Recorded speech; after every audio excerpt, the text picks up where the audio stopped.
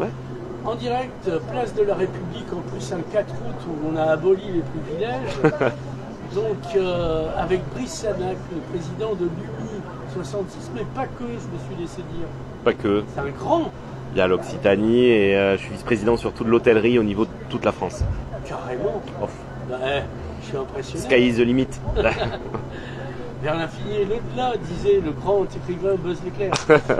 Donc, il y a peu, j'ai commis un article sur la saison catastrophique d'été du tourisme en disant en Espagne les putes sont moins chères, un peu de choses près. Et j'ai eu la rétorcation. Alors ce qui est marrant, c'est d'un côté sur Facebook, il y avait des gens qui me disent que j'ai raison, et j'arrive sur LinkedIn qui est plus professionnel, donc il y a ton post, mais qui était sympa en fait, qui rétablit des trucs. Moi je suis dans l'exagération, et il y a plein de gens qui ont dit oui, il a raison Brice, il y a eu des commentaires, puis il y a eu aussi quand même des gens qui ont dit bon, c'est vrai que c'est pas tous les jours dimanche. Là on est lundi justement, c'est intéressant parce que les touristes sont dans des boîtes à chaussures le lundi et le dimanche et les jours fériés. Et il y a beaucoup moins de trucs. Déjà, on est le premier lundi du mois d'août, ouais. Il fait très beau, il n'y a pas de vent sur le bord de mer, donc on peut s'attendre à ce que les plages soient bien plus pleines de monde que ce que ça a pu être certains jours du mois de juillet, quand il y avait 130 km/h de tramontane, des incendies aux portes de l'Aude et autres. Voilà, ce contre quoi voilà, je m'offusque un peu, c'est plutôt la prise de photo à un moment en disant c'est la fin du monde, on va tous mourir, le mois de juillet est catastrophique. Voilà, et plutôt de voilà, non mais de dire ensuite c'est mon grand-père disait toujours c'est à la fin du bal qu'on paye les musiciens, et je crois vraiment que ce sera à la fin de la saison qu'on fera les comptes. Moi je suis chef d'entreprise, donc évidemment les chiffres m'intéressent, la fréquentation m'intéresse, mais on est sur une économie, la première économie du territoire, qui mérite voilà, de prendre un peu de distance, un peu de recul et une analyse dépassionnée. Oui, bon, moi je suis pas passionné, je suis de mauvaise foi, c'est pas grave. Moi je suis passionné et de mauvaise foi. Beau métier que vous faites là. Donc pour revenir, mais moi ça fait des années que j'observe, je suis fils d'épicier, enfin, c'est pourquoi on a atterri depuis la Picardie jusqu'ici, c'est d'acheter une épicerie à Argelès-Village. J'ai travaillé dans cette épicerie et ailleurs, et pour les X missions sous titres différents, j'ai beaucoup travaillé en Catalogne, du côté de Valencia, aux Baléares, et même en Andorre, c'est-à-dire où j'ai poussé le vice. Par ailleurs, j'ai voyagé, donc j'ai été au Moyen-Orient, et donc même dans les pays de l'Est, donc je vois à peu près comment j'ai été reçu. Alors, j'étais bien reçu parce que de toute façon, j'avais un ordre de mission, donc c'était compliqué de me cracher à la gueule, ou alors on aurait envahi le pays à cette époque, hein. Maintenant, mais donc moi je trouve que depuis le plan Racine, alors Racine pas l'auteur de Corneille, mais le ministre. Le ministre, donc sous De Gaulle, qui dit bon le plan, parce qu'il y avait des plans quinquennaux, pas des gosses plans, on n'était pas de l'Union soviétique. Ici, on fera du tourisme de masse dans tout le Languedoc-Roussillon, les côtes, et pour pas que les gens aillent en Espagne. Donc c'est aussi pour ça que c'était. Et il est mort il y a 2 ans, il me semble. Racine. Alors, est-ce qu'on en est resté comme ça, au grand camping le plan... seul rajout, c'est la piscine. Non, mais alors le plan Racine, c'était plusieurs choses. C'était de la construction d'établissements touristiques, c'était également l'urbanisation de ces cités, souvent marécageuses, en bord de mer. C'était infesté de moustiques. Alors c'était infesté de moustiques, et l'idée aussi c'était les premiers, voilà, c'était vraiment les congés payés, c'était la logique de loisirs, et donc il fallait offrir aux Français la possibilité d'avoir leur appartement secondaire, d'avoir voilà leur petit moment. Alors ils habitaient dans un pavillon et ils venaient pendant 1 semaine, 15 jours, 3 semaines en bord de mer, dans ces appartements pas très grands mais avec une vue plongeante sur la Méditerranée. C'était le rêve d'une époque. Évidemment, depuis, je pense qu'on a beaucoup évolué. Le département des Pyrénées-Orientales en partie aussi évolue. Le plan Racine dans les PO, c'est essentiellement Barcarès quand même. Hein. Oui. Y a pas... le retour de Racine, le revival avec le village de Noël qui est typiquement... Et qui est un grand point.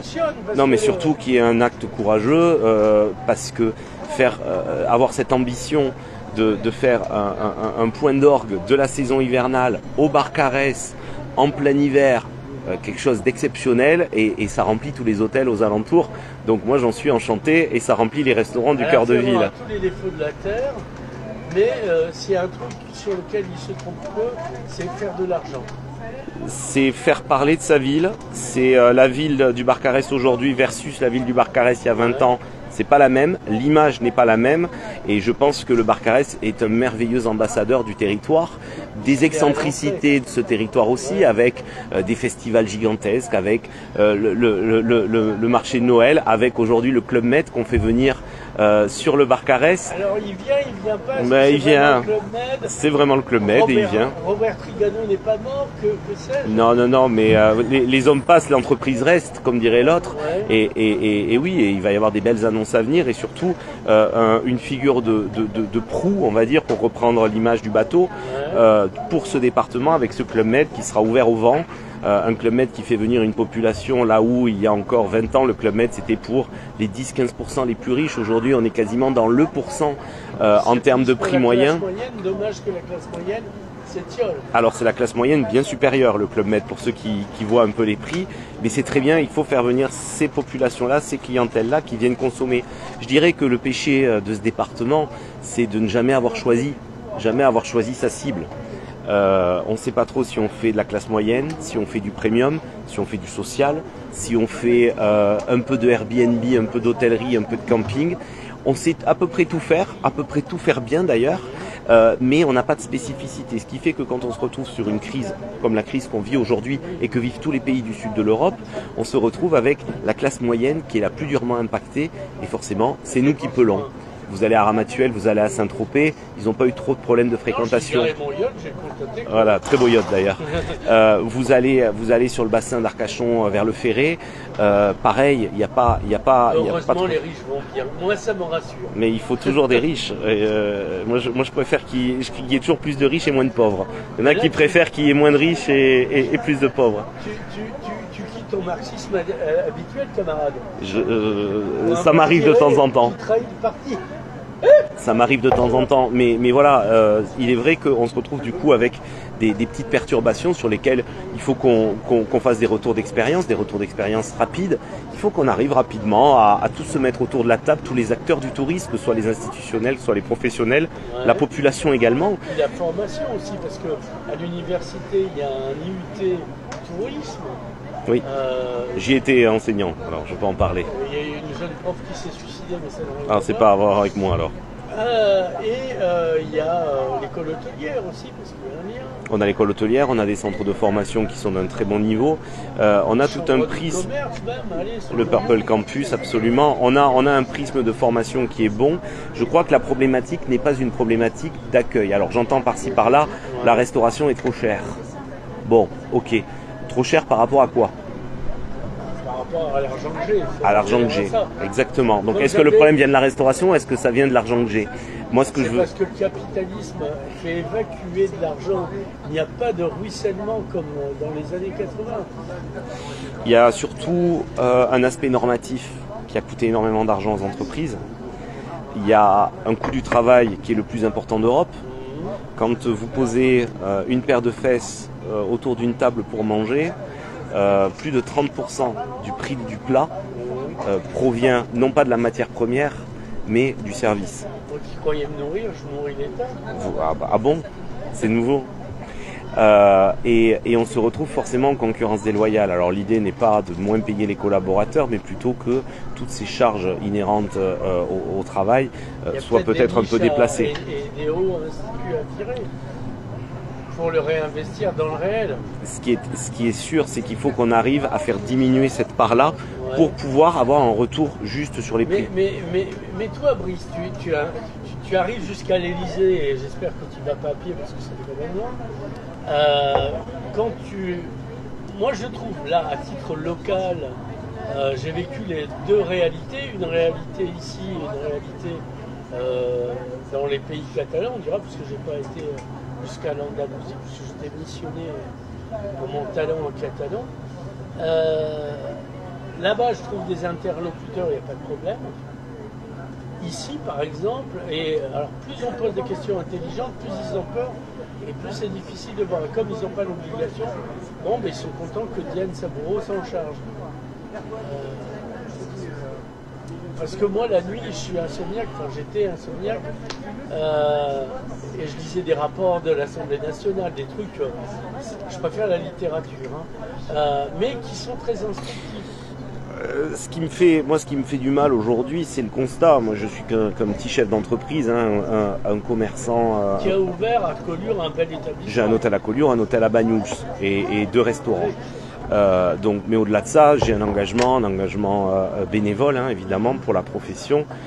Ce qui me fait du mal, c'est de voir un petit restaurant traditionnel qui sera tellement pris par les charges. Alors, il y a quoi comme restaurant traditionnel? Parce que la cuisine catalane... Non, la restauration traditionnelle... Non, mais ça, c'est la grande idée catalano-catalane. Moi, la restauration traditionnelle, il n'y en a pas que dans le département des PO, il y en a partout en France. La restauration traditionnelle... à sa place ici. Non, c'est la restauration traditionnelle, c'est pas ça. La restauration traditionnelle, c'est pas ce qu'il y a dans l'assiette, c'est la façon dont c'est fait. C'est un métier d'artisan. Avec des produits travaillés. Oui. C'est ça qui m'importe. La restauration traditionnelle, ça va du 3 étoiles jusqu'au bouchon lyonnais. La restauration traditionnelle, c'est un chef de cuisine qui a appris le métier, qui reçoit le produit frais et qui le transforme. Et pas un Sénégalais? Ou un Sénégalais, ou même un Russe, il n'y a pas de problème, on accepte tout le monde dans nos cuisines. Mais en fait, l'idée, c'est surtout de se retrouver avec des restaurants où il y a un amour du travail bien fait, un amour de la transformation qui ferment. Non, c'est pas très politique parce que la réalité c'est ça, c'est que tous les jours j'en ai 30 qui ferment en France. Et ils ferment pour être remplacés par des types qui reçoivent des gazpachos dans des poches pour être remplis, qui reçoivent des burgers déjà tout faits et des produits déjà manufacturés. Alors au-delà du côté malbouffe... Je pense au rancio sec. Ouais. C'est la question. C'est le Slow Food qui avait fait ça, qui en a fait un produit sentinelle, alors qu'il menaçait de disparaître. Et du coup, on reproduit du rancio. C'est pas la boisson de tout le monde non plus. Ils ont tort parce que c'est très bon. Et du coup, au sud, où pour une fois ils étaient arriérés par rapport à nous, ils se sont remis à reproduire. Ce sur quoi on s'est battu, et on a gagné, c'était ils voulaient mettre un label sur les produits qui ne sont pas faits maison. Ouais. J'imagine mal l'agriculteur qui fait pas un poulet label rouge, mettre un label dessus disant que c'est pas un poulet label rouge. Je le voyais pas trop comme ça. Alors que faire, c'est plutôt l'inverse. Aujourd'hui, le label fait maison n'a aucun texte de loi qui y est apparenté. Est-ce qu'il ne faut pas faire passer une loi sur le fait maison et sur lequel le professionnel identifie tous les produits qui sont faits maison et avec, vu qu'il y a un texte de loi, des contrôles possibles. D'où le fait de croiser des députés locaux, histoire qu'elles servent quelque chose, parce que tout ça s'augmente, mais... Il y a un vrai travail de contact avec les élus locaux, avec les députés, avec les sénateurs, et évidemment... C'est eux plus le territoire. C'est eux le territoire avant tout, et c'est eux surtout qui ont une vision qui peut être un peu plus transversale du pays. Je croise souvent M. Sol, Mme Josande, et nos 4 députés, Moi, bien sûr. C'est des gens très plaisants. Après, il faudrait un droit de suivi pour vérifier ce qu'ils ont voté ou pas. Je crois quand même qu'aujourd'hui on a des outils qui permettent d'assurer le suivi. Alors moi j'ai de la chance, c'est que au niveau de notre syndicat, notre fédération patronale, au niveau national, et forcément on a un suivi de tout, mais c'est surtout leur transmettre la passion du terrain, la passion de nos métiers, la passion du territoire. Ils l'ont tous. S'il y a bien une chose qui les rassemble, c'est d'aimer nos territoires et surtout pouvoir avoir un petit impact sur les lois à venir. Après, c'est vrai qu'en ces temps un peu troublés, on n'est pas tellement sur des lois organisationnelles pour l'avenir de notre pays et de nos filières, mais on est plutôt sur des lois de réaction, en réaction à ce problème. Il n'y a pas de problème de l'Europe, 80% des lois, notamment sur le commerce, à la haute main. Là, on a vu, va y avoir, on n'a rien demandé, mais von der Leyen vous a sacrifié. Alors, toi et voilà. Nous, le tourisme. La filière vin, notamment. Oui, alors la filière vin est quand même un peu entravée, en effet, avec les 15%. Déjà qu'il y avait la loi Evin, où c'est un truc qui se vend bien, qui fait partie de notre image. Mais non, résultat, les gens s'arsouillent comme moi au liquide de frein de tank russe. C'est moins bon. C'est moins bon qu'un bon Banyuls. Mais la loi Evin, moi, me pose problème à plusieurs titres. Ne serait-ce qu'au niveau culturel, et j'entends bien ce que tu me dis là-dessus. Aujourd'hui, le tourisme est une économie qui pèse à peu près 7-8% du PIB français, là où en Espagne, je le rappelle, il était entre 12 et 15%. Donc l'ambition, si on veut avoir une grande ambition pour le pays, elle passera pas sans le tourisme. Le tourisme, on a souvent dit que c'était une industrie qui a été non délocalisable. C'est peut-être la première des industries délocalisables parce que certes, on ne délocalise pas l'outil de travail ni les collaborateurs, mais on délocalise le client. Et le client, quand on le délocalise en Espagne... Les gens ne sortaient pas autant parce qu'il n'y avait pas de Ryanair, etc. Absolument. Et puis faire venir les visiteurs en France. Alors, on voit qu'on nous pond des lois sur le tourisme vert, le tourisme écolo, le ci, le là. C'est très bien imaginé, soit dans des ministères, soit sur des territoires. Sur le papier, ça marche.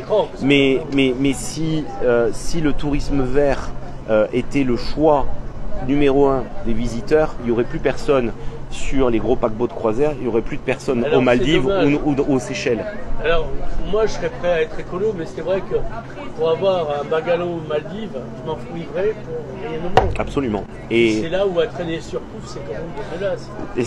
C'est pour ça qu'il faut à un moment, je pense que la politique touristique du pays, elle revienne de la base, du socle. Un plan en fait. Moi je suis très gaulliste, donc un plan quinquennal qui n'est pas un gosse plan soviétique, ça permet de construire sur le temps long. C'est un peu la stratégie qu'on va faire découler de notre futur congrès qu'on a au mois de novembre à Perpignan. Oui, je serai là en direct, ça me fera plaisir. Et ça va être quelque chose justement sur lequel on va essayer d'appuyer, c'est-à-dire donner une vision pour nos métiers pour les 5 prochaines années. Il ne faut pas être non plus trop ambitieux non plus, parce que le monde évolue. On va tous mourir, donc ça ne sert à rien d'aller trop loin.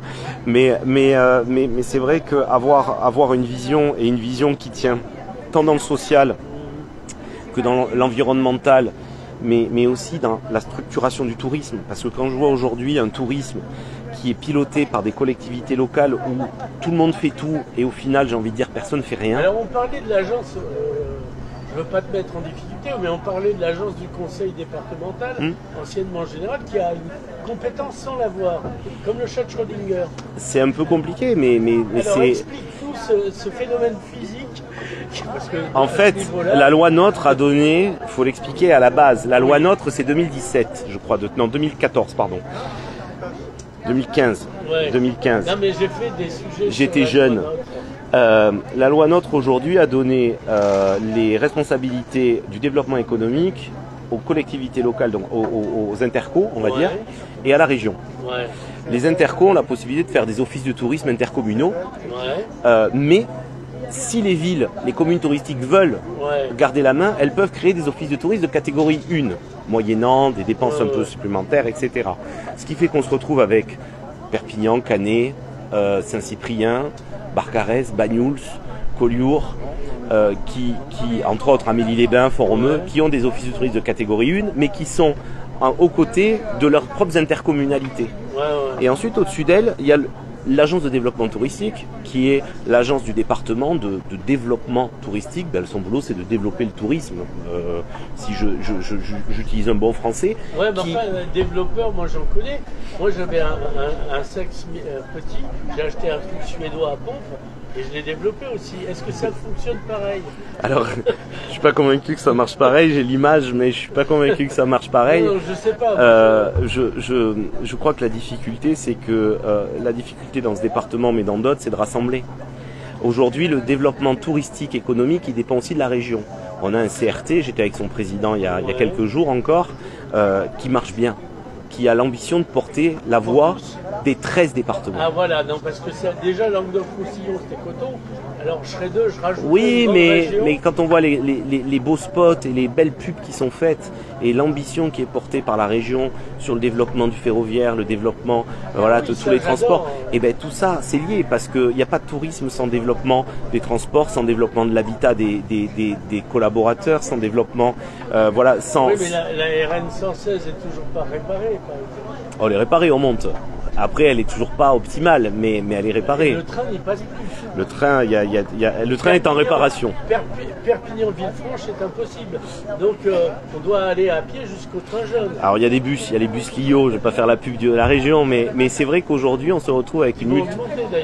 2 euros, je crois. Ouais, il y a une multitude. Oui, mais pareil, j'entends quelqu'un qui disait l'autre jour à la radio, c'était une interview qu'il y avait à la gare routière de Perpignan, qui disait mais ils doivent uniformiser le prix.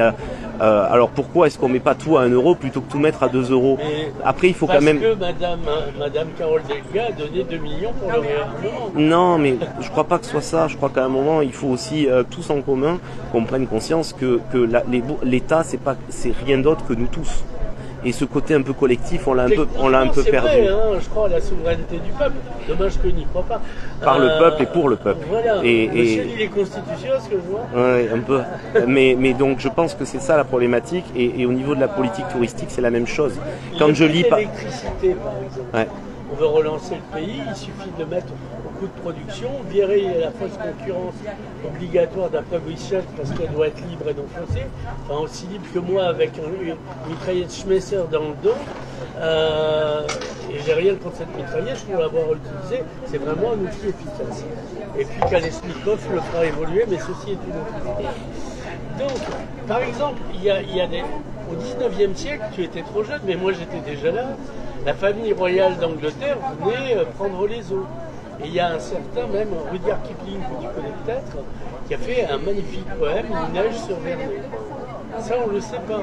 Ça doit être plus mis en avant. Des histoires comme ça, c'est lui qui a une tombe de samouraï à Amélie-les-Bains. Là, je savais pas. Ah bah, tu vois. On a beaucoup de dolmens. Non, mais dire que ce département est fabuleux, je crois que je l'ai prouvé depuis maintenant un peu plus de 5 ans. Tu peux pas dire que c'est merdique. Et je crois que j'ai prouvé que j'étais un fou de ce département. Après, je suis un pragmatique. Ouais. Les gens, ils viennent pas ici, qu'on soit clair, pour aller voir le dolmen. Ils viennent ici. Non, ils viennent.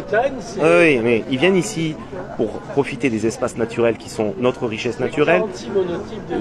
La gastronomie, les plages. On a des plages exceptionnelles, on a des sommets qui sont fabuleux. Et ensuite, à nous de les choper et de leur faire découvrir nos richesses. Mais ceux qui imaginent qu'on vient ici pour embrasser une culture, pour... J'ai un catalaniste qui m'a mis un poste dans le genre, parce que je l'écrivais en français. Voilà. Sauf que j'écris parfaitement le catalan. Non, mais en fait, il ne faut pas oublier que nous sommes l'endroit où les Pyrénées rencontrent la Méditerranée, qu'on le veuille ou non. Alors ça en défrise certains, etc. Mais ces collures sont trop petites pour contenir tout le monde. Ben oui, mais... Le reste n'est que du sable. Non, mais non, c'est pas vrai. Tout n'est pas que du sable. Vous allez dans le Haut-Val-Espire, c'est absolument exceptionnel. Vous allez en Cerdagne, en Cap-Cire, c'est merveilleux. Dans les Corbières, dans le Fenouillède, tout est beau. Tout est beau, mais les gens viennent ici pour les paysages, viennent ici pour les activités en plein air. Il faut imaginer que la montagne, nos amis... gros bond, par exemple, la Cerdagne, qui était... Alors, il y a eu l'effet Covid, les gens allaient se planquer, puis ils se sont dit qu'ils avaient des préjugés, puis ils y sont revenus. La Cerdagne est fantastique, la Cerdagne a du développement. Il y a mon ami Jean Parent qui a ouvert un hôtel fantastique il y a peu. Vous avez des... Mais pareil, toujours... vous avez des destinations qui sont encore trop faibles en nombre d'hébergements touristiques marchands. J'entends par ici plutôt les hôtels ou les résidences hôtelières, ce qui fait qu'on n'arrive pas encore à franchir un gap. Est-ce que les gens savent, parce que moi je vais souvent faire du ski à Aspen, ils ne viendraient pas à l'idée d'aller en Cerdagne, je ne sais même pas qui a les angles. On m'a appris ça, moi, les angles, c'est la géométrie. Comment, moi, qui fais du... Alors les angles, c'est le Cap-Cyr. Hein. Ouais. Faut pas dire que les angles, c'est la Cerdagne. Sinon, on va avoir des problèmes. Ouais, j'ai vu la frontière une fois. Il y a Font-Ravius d'un côté et de l'autre côté, vraiment. Enfin, voilà, c'est-à-dire comment s'adresser aux bonnes personnes. Moi, j'ai certains moyens, mais il faut me joindre. On a une ambition touristique. Est-ce qu'il y a un yacht club? Moi, j'adore le yacht club de Palanos. Ouais. On y est bien reçu. On y mange bien. Et puis, il y a l'hôtel que le type du Gracia qui était à Barcelone a construit. Il y a deux très beaux hôtels. Il y a l'Hostal Emporiès qui est sur la gauche. Voilà, je parlais de ça. Ouais. Très très bel hôtel. 3 niveaux de jeu avec le dernier en gastronomie. Voilà, on va faire des grillades dehors dans une petite cripe. Absolument. Est-ce qu'on a ça, nous? On a de très beaux hôtels en bord de mer. Ouais. J'en connais quelques-uns à titre personnel. On a de très beaux hôtels en bord de mer. On a des infrastructures qui sont fabuleuses. On a une côte qui est préservée. Après, on a une côte qui est préservée, mais qui a été tellement préservée aussi qu'aujourd'hui, la clientèle ultra riche, on va dire, ne peut pas trouver son plaisir avec une petite maison avec piscine à débordement, avec vue sur la Méditerranée. On a forcément des lacunes par rapport à notre concurrence, mais on a autre chose. Il faut que le tourisme ait un peu d'imagination aussi. Je pense c'est une affaire sérieuse, comme dirait l'autre. De gros sous. Aux professionnels, alors. Il faut la confier. Comme la guerre aux militaires. Il faut justement la confier à des professionnels du tourisme. Je crois beaucoup à la force d'Internet aujourd'hui dans le tourisme. Il faut peut-être mandater des experts, des professionnels venus de l'extérieur. Un type qui vient, qui a bossé pendant 20 ans chez Booking.com à la commercialisation de destinations, et peut-être que c'est lui qu'il nous faut sur le territoire, ou peut-être pas, c'est peut-être quelqu'un d'autre. Moi je connais quelqu'un qui faisait la promotion de la France à Pékin et à Shanghai, qui a un restaurant Coralie Flandre alias Coco, pour ne pas la nommer, qui a le kimchi rue de la Fabrique d'Almada. Elle pourrait aider, je pense, à Alain Potier, qui était développeur territorial. Je pense qu'il faut aller sur le développement touristique comme ce que font les autres destinations. Quand on a pris le développement technique des Jeux Olympiques ou le développement même de la cérémonie d'ouverture, on n'a pas fait appel à des personnes qui n'y connaissaient rien, on a fait appel à des metteurs en scène. Et je crois que pour la politique touristique d'un territoire, on doit faire appel à des metteurs en scène du territoire pour vendre une expérience, vendre une image, vendre une identité, et tout ça ensemble, ça permet d'avoir des résultats. Typiquement, on a mis en place avec Laurent Goz et avec l'UMI, avec la CCI et avec l'UMI, on a mis en place un observatoire. C'est quand même compliqué de savoir où on veut, de pouvoir définir où on veut aller quand on ne sait pas ce qu'on fait. C'est-à-dire que jusqu'à présent, on avait un observatoire qui nous donnait les résultats 6 mois plus tard après la fin de la saison. Oui, il y a l'INSEE, oui, c'est entre 6 et 8 mois après. C'est pas mal, ça oblige à la réactivité. Donc c'est-à-dire que vous démarriez la saison d'après, vous aviez le compte-rendu de la saison d'avant. Bon, là on a sorti cet observatoire, on commence à avoir vraiment les prémices des résultats. On a les résultats, le 15 août on aura les résultats de tout le mois de juillet exactement au pourcentage près. C'est des outils qui sont importants, c'est mis en place par les professionnels, par l'argent privé, c'est pas de l'argent public, c'est l'argent privé, c'est l'argent de nos entreprises qui va là-dedans et qui parce que ça montre bien une chose, c'est que l'ambition, avant tout, elle est chez les professionnels, elle est chez les entrepreneurs du tourisme, parce qu'on sait qu'on a un outil fabuleux et on veut le développer. Alors, sur 10 ans, est-ce que tu as des prédictions? Est-ce que tu as ouvert les entrailles d'un politicien pour voir l'avenir? Comme un aruspice du tourisme. Alors, j'ai ouvert aucune entraille d'aucun politicien, je veux pas de soucis. Sur quoi? Sur le tourisme ici? Ouais, bah oui, on va parler de ton truc. Je pense qu'il faut. On parle philatélie. Hein. Je suis moins bon. Même s'il y a un très très beau timbre à l'effigie de Collioure et ça m'a ravi. Non, je pense que le tourisme de demain sur ce territoire, il faut vraiment. L'enjeu principal, c'est d'arriver à allonger la saison. Pas l'allonger dans des grands discours et dans des grandes théories. Oui, bah, c'est facile. Réussir, voilà, la théorie est facile, la mise en place est plus délicate. On va avoir aussi un tournant stratégique avec la météo, avec ces étés de plus en plus chauds. On voit que on a les cercles un peu d'idées parisiens qui phosphorent sur le grand confort de l'Atlantique versus la Méditerranée où on est écrasé par la chaleur. Bon, Souvent, en général, quand les gens sont allés côté à... voisins en Bretagne, c'est... Ouais, après, souvent, les Parisiens, quand ils sont allés 2 semaines en vacances en Bretagne, qu'ils ont pris la pluie tous les jours sur la gueule, ils sont quand même contents de revenir un peu par chez nous. Mais on va avoir quand même un enjeu sur le changement climatique et sur, du coup, l'allongement de la saison. On voit que la haute période estivale, au final, aujourd'hui, a atteint un plafond. Et que maintenant, il faut qu'on arrive à lisser tout ça. Si on peut être avec un bon taux de fréquentation du 15 avril jusqu'au 1er novembre, on aura sorti une partie du département de l'Ornière. Parce que l'objectif, il est clair. On n'arrivera pas à avoir un tourisme responsable, un tourisme résilient, un tourisme ambitieux pour le territoire si on n'amène pas toute la population avec nous. On m'entend souvent parler de l'emploi dans ce département. Mais l'emploi, ce que j'ai craint pendant la crise de l'eau, c'est d'avoir un scénario à la barcelonaise avec des habitants qui s'opposent au tourisme. Parce que c'était vraiment ma crainte. Oui, non, mais tu as été à Barcelone. Moi, quand j'y c'est arrive invivable. En 97, ils se plaignaient, mais c'était que Place Aréal et dans des spots particuliers touristiques. Là, c'est toute la ville. C'est ça.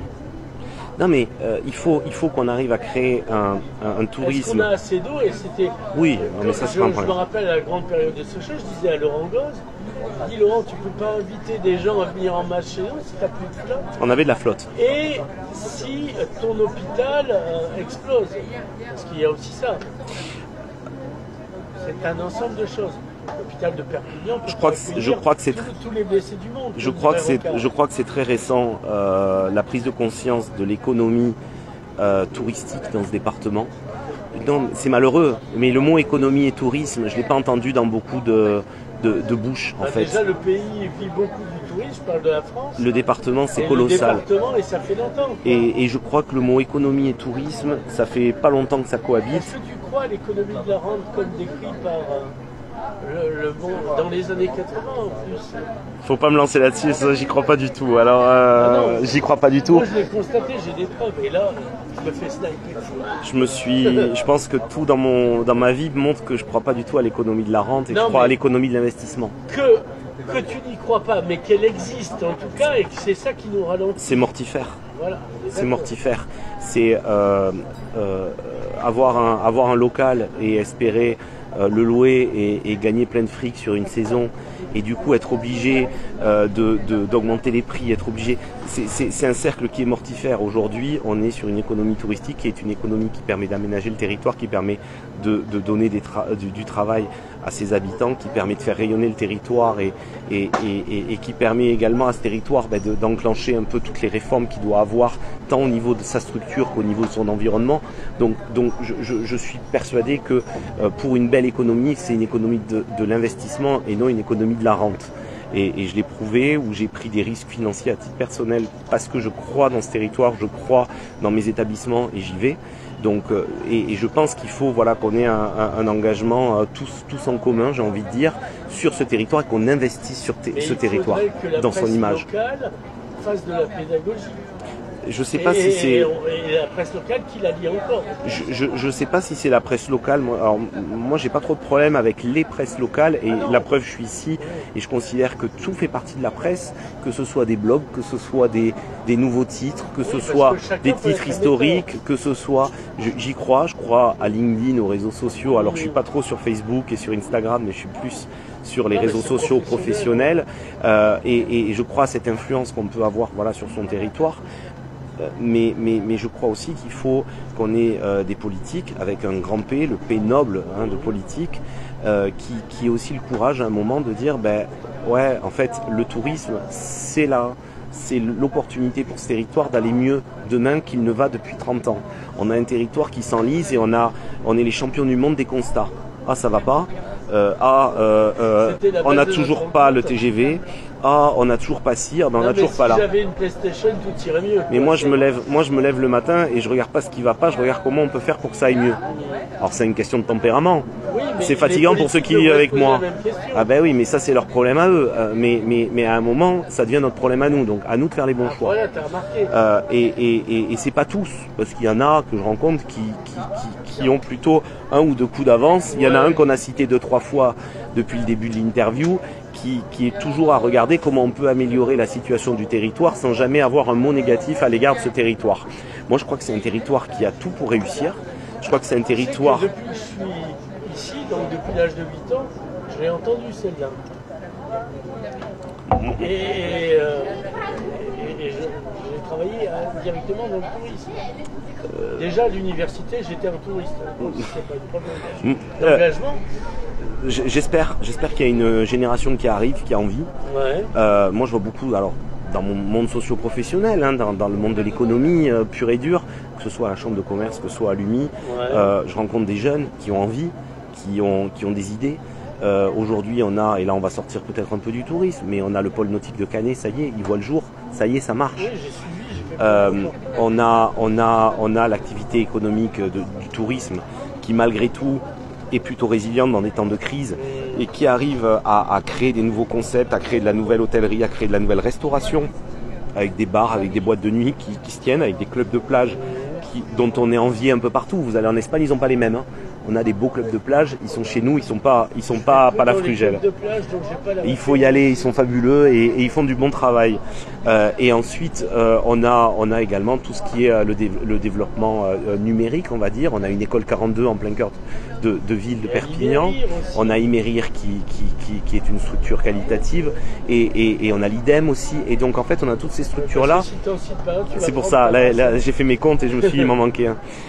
Mais toutes ces structures-là peuvent nous rendre fiers. Et ce que j'aimerais, c'est qu'on soit fiers. Et c'est un mal français. On prévoit une conférence autour de l'IA dans le département. Bien sûr.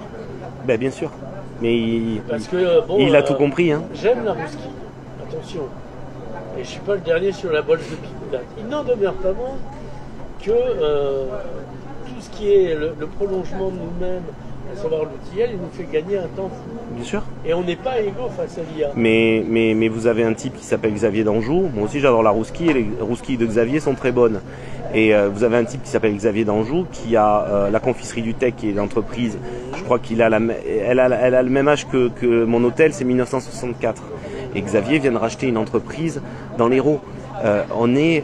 C'est ce département des PO qui est conquérant, qui va chercher les nouvelles choses. Alors c'est sûr, on n'a toujours pas le TGV, c'est sûr, on a le tuyau d'eau. Après, moi je suis curieux. Mais qui a le TGV, elle est parisienne. Oh non, mais et puis ceux qui ont refusé le tuyau d'eau, il y a quelques années, on les entend pas aujourd'hui. Baron de Languedoc, à l'époque, c'était fraîche. Voilà. Donc là, aujourd'hui, on va la voir d'ici une dizaine d'années, vraisemblablement.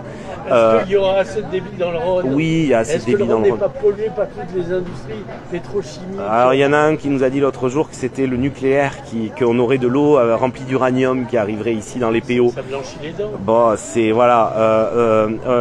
c'est une problématique franco-française. Il y a plein de gens qui veulent faire des choses et avant même qu'on réfléchisse, on a tous les gens qui sont contre et qui veulent que rien avance. Bon, moi ils ont le droit d'être contre, mais ils ont le droit d'avoir des arguments aussi. Et le problème, c'est pas qu'ils soient contre. C'est qu'il y a des gens qui disent « Oh, non !» Ouais, mais non, pourquoi? C'est ça. Parce que on ira loin. C'est ça. Et à côté de ça, hier, je me baladais avec mes enfants en famille à Poly et on est allé faire de la trottinette à Poly.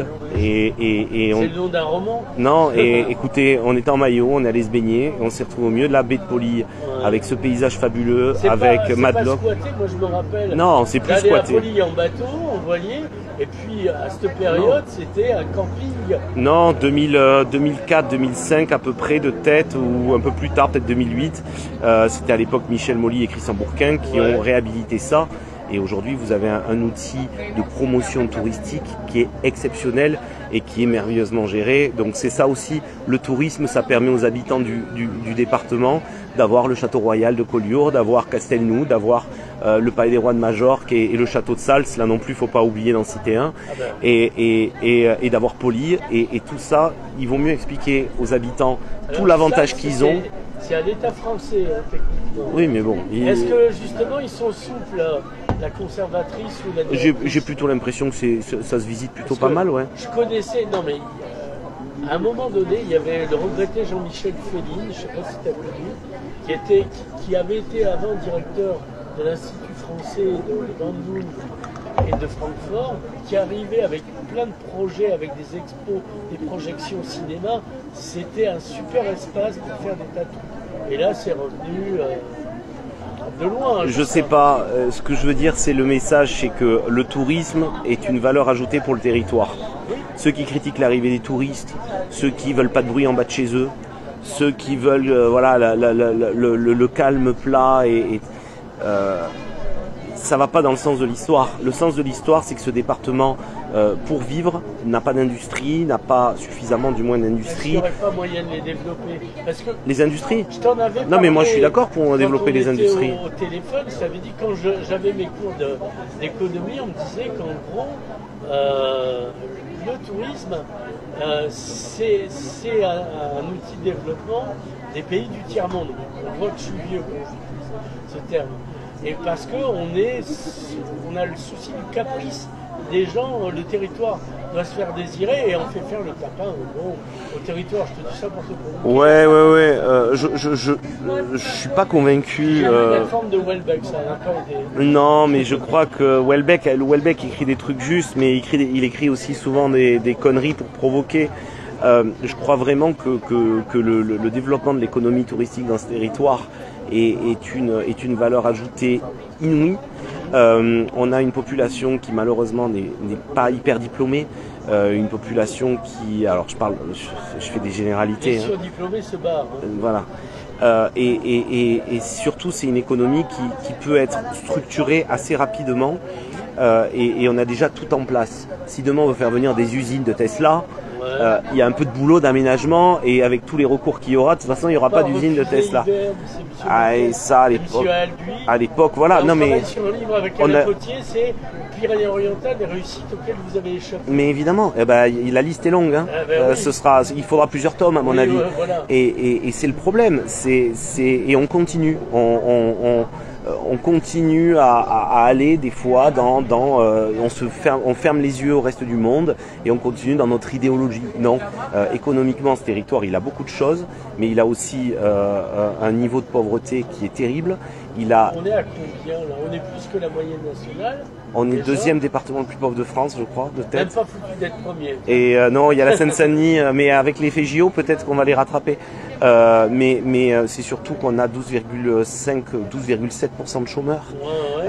On a. Et officiellement, parce que, comme disait Churchill, je ne crois qu'aux chiffres que je fabrique. Donc. Aujourd'hui, on est à plus de 50 000 demandeurs d'emploi. C'est énorme. Oui, et puis ça pèse. C'est-à-dire c'est comme une politique de restriction. Ça n'améliore pas la fluidité. On est un pays où le relais de croissance, l'effet croissance, il se fait sur la consommation. On le voit cet été, ça cale un peu. Absolument, ça cale un peu sur la consommation. On est en train de tuer la poule aux œufs d'or. Mais nous, on est dans un département où la consommation, à part la consommation du quotidien, la consommation qui sort un peu du quotidien, elle est portée, la consommation, pas par une majorité aujourd'hui. Et donc c'est vrai, quand je le dis souvent, je dis j'aimerais bien que ce département soit un département rempli de riches, mais pas faire venir des riches, que tous les habitants aillent mieux et qu'on offre des emplois à tout le monde et que voilà. Des cours d'alchimie pour qu'ils aient le grand œuvre. Alors je suis pas sûr que l'alchimie soit. Ou leur offrir une racine de mandragore, mettre une pièce d'or le lendemain, et en produire une deuxième. Je crois pas à la magie, ni à l'alchimie, mais je crois par contre à l'importance de structurer une offre touristique qui soit nettement moins dépendante de la saisonnalité et qui permette aux chefs d'entreprise d'embaucher en CDI et de pérenniser des emplois. Je crois pas à l'argent venu de Paris. Je crois à nous dans les PO qui nous débrouillons et qui nous démerdons pour créer notre propre richesse. Il faut qu'on apprenne à pêcher et pas qu'on nous donne du poisson. Sinon, c'est trop facile après d'avoir la grande gueule. Oui, c'est sûr. Alors la dernière question, est-ce que tu penses que la culture est un outil idéal pour s'associer au tourisme? Bien sûr. Est-ce qu'on voit assez la culture? Je ne te parle pas des déferlantes pour lesquelles j'ai pas, mais j'estime que c'est une machine je ne pense pas que les touristes y viennent déjà, parce que ce qu'on passe, c'est plutôt la maison de retraite des gens qui ont été connus, mais je ne juge pas, c'est un marché, c'est plutôt les gens d'ici, mais des créateurs. Bien sûr. Moi j'ai accompagné le Festival des 8, festival de danse à Collioure, qui est porté uniquement par des fonds privés. On a des festivals, vous allez à Marciac, Ouais, Marciac, c'est quand même pas la ville où on va naturellement pour du tourisme. Oui, mais enfin, tu connais l'histoire de Jazz à Marquet. Un jour, il y a un artiste très connu qui jette son dévolu, tous ses potes le rejoignent. Bien sûr. C'est l'esprit jazz aussi, parce qu'il faut savoir que c'est particulier. Cadaqués, est-ce que Cadaqués aurait été Cadaqués sans Dali? Aurait été un port de pêche. Est-ce que Collioure aurait été Collioure sans Matisse de Reims et les Fauves? Non. Est-ce que Serré serait Serré sans le musée d'art moderne? Mais pas rappeler qu'on a eu des artistes qui sont passés dans le coin, parce qu'à l'époque, c'est continué à faire prospérer. Voilà. J'ai participé au Grand Prix Collioure. Le Grand Prix Collioure, c'est un prix d'art pour faire venir et offrir des résidences d'artistes à des peintres. C'est le voit, ça, parce que j'ai pas l'impression. Pourtant, je m'intéresse. C'est peut-être encore trop élitiste. Est-ce qu'on a besoin d'un magazine qui a mis ou d'un agenda qui recense les artistes du coin? L'outil, pour les journalistes.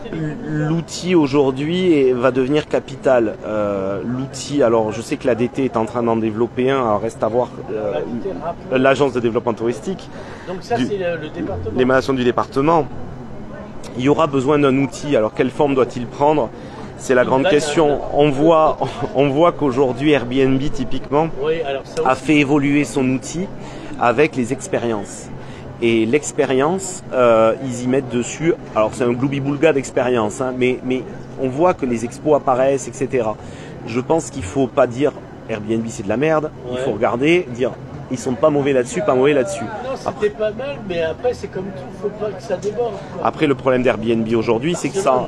Oui, et puis le problème d'Airbnb aujourd'hui, c'est que nous en tant que chef d'entreprise, ça nous bloque dans notre recrutement parce que ça rend inaccessible une partie du littoral catalan pour l'hébergement.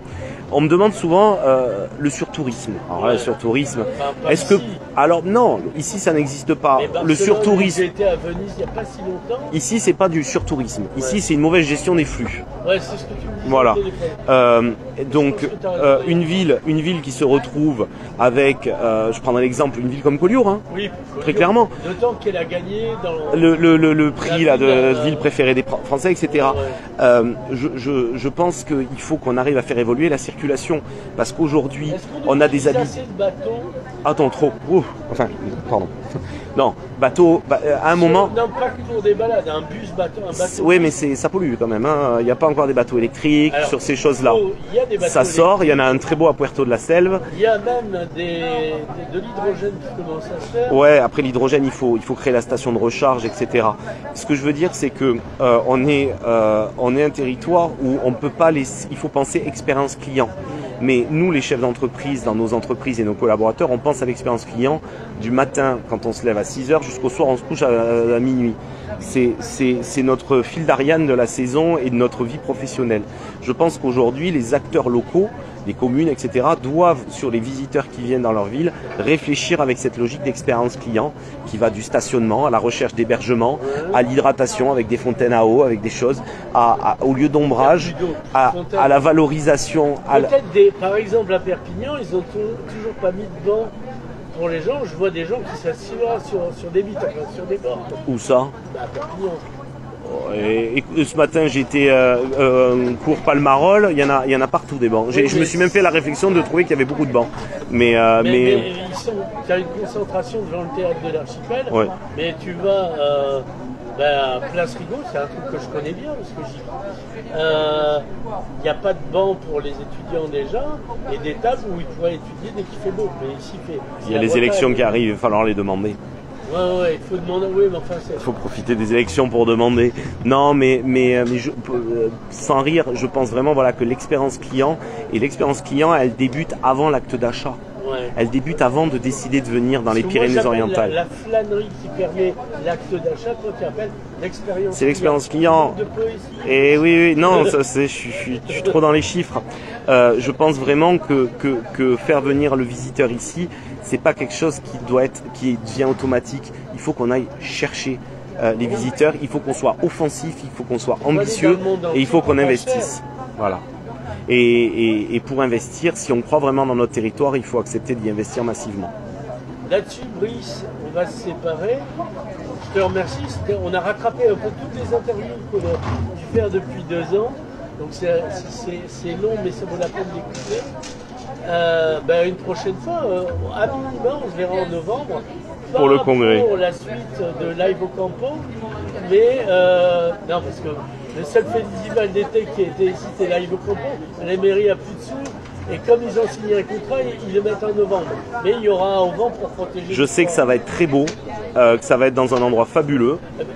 Et pour en avoir discuté un peu, je pense que ça va être quelque chose d'assez sympa, surtout que c'est encore une fois, alors je ne veux pas prendre la défense de l'un ou de l'autre, mais je suis plutôt content qu'on ait un festival qui soit aussi en plein hiver, parce que ça peut faire de l'animation à une période où il y a un vrai besoin d'événementiel. Comment les flux sont gérés. C'est souvent trop facile. On a souvent la course à celui qui va faire le plus gros festival en plein milieu de l'été, quand le département a déjà beaucoup de monde. Oui, ça va. Avoir un peu d'idées sur l'arrière-saison et allonger les ailes de saison, ce que tu disais, c'est pas forcément une idée à la con. Ça dépend comment c'est géré. C'est comme tout. Tout est perfectible. Là-dessus, à bientôt. À bientôt. Alors, il y a un site où on peut retrouver l'UMI accessible au grand public. On est sur l'umi.fr, umih.fr. Tout simplement. Merci. Ça va, j'ai pas dit trop de conneries. Attends, parce que j'ai pas coupé là. Avant de dire l'ultime. Voilà.